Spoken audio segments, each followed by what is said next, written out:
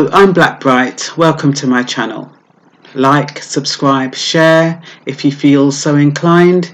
And for those who are already subscribing, thank you. I would like to talk today about an update regarding universal credit. It takes effect on the 2nd of October, which is only 2 to 3 weeks away, and you probably know about it anyway. But just in case you don't, or you know somebody who's on universal credit, it could be helpful. So what's happening now is that because of the budget, people could pay back up to 40% of their income from universal credit. If they're taking out an advance, if they were being sanctioned, if they had rent arrears, the DWP was just dipping into their income and taking it out, and these people were being left with less than 60% of their income. Now, yes, you could say, well, serves them right, who told them to get into rent arrears? You know, they didn't have to take out a loan, they must have done something to be sanctioned. But sometimes you do these things and you don't realize the repercussions, especially when you're newly on benefits. So what's happening now is that if you are just repaying the advance, that would be at 15%. They're not going to, that's not going to waiver. But if you've got all three, like if you've got the if you've got the advance payment, you've got the sanctions, and you've got the rent arrears, and the DWP is not allowed to take up to 40%. There's now going to be a cap. As of the 2nd of October, they can only take up to 30%, which does give you a little bit more change to play around with.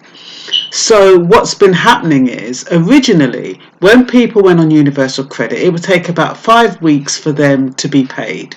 And so what the DWP was saying is that, oh, we can give you a loan and you can pay it back as and when, or whatever stipulation they made. So people were thinking, people who were on universal credit or applied to go on universal credit, they're naturally desperate for money.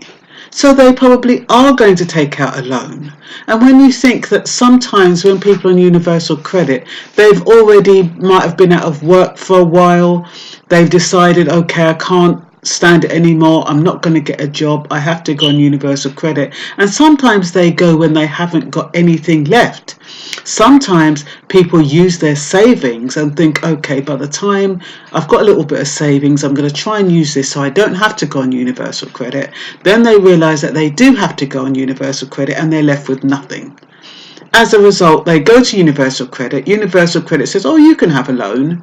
We'll give you a loan. I think it's up to 100% of your income, your expected income for the month. And you can have a loan of that. And then when you get your money, you can pay it back, and up to 12 months. I think as of 2021, it's going to go up to 16 months. But at the moment, you've got to pay it up within 12 months. Now that might seem like a good deal.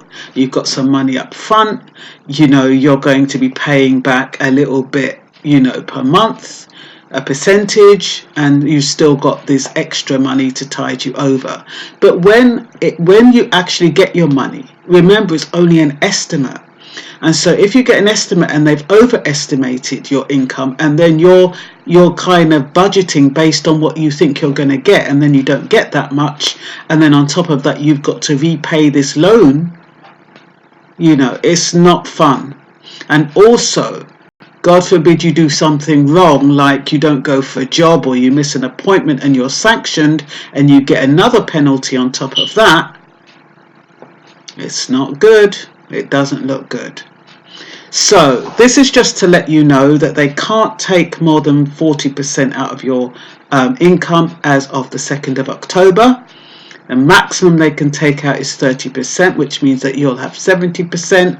Worst case scenario, if you are using all three benefits.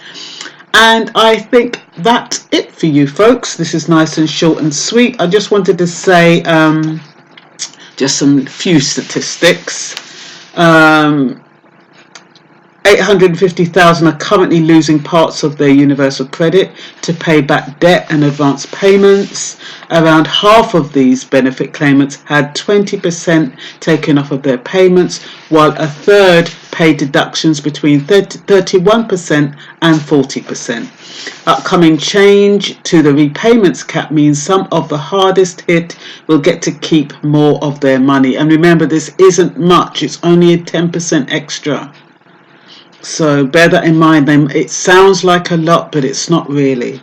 The repayment cap, the maximum the DWP can deduct from benefit payments if a recipient is being charged for advance payment, rent arrears or sanctions, is for 30%.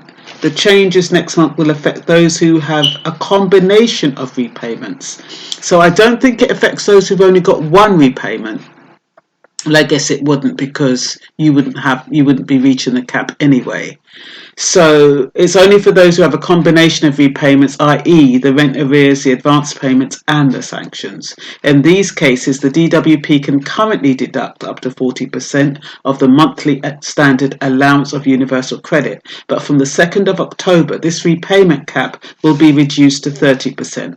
Claimants are entitled to 70% of their earnings rather than 60%.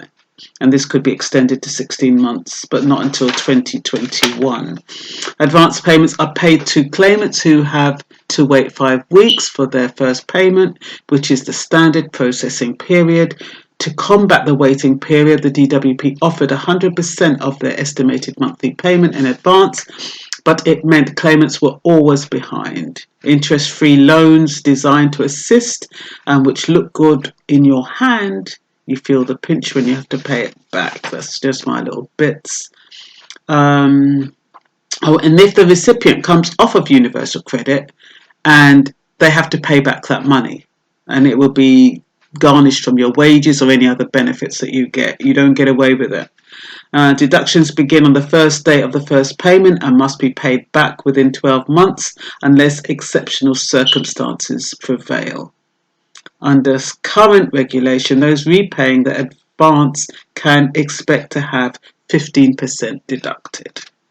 Okay, and that's all. I hope it's useful for some people, and if it's not useful for you, it might be useful for someone you know. Bye-bye.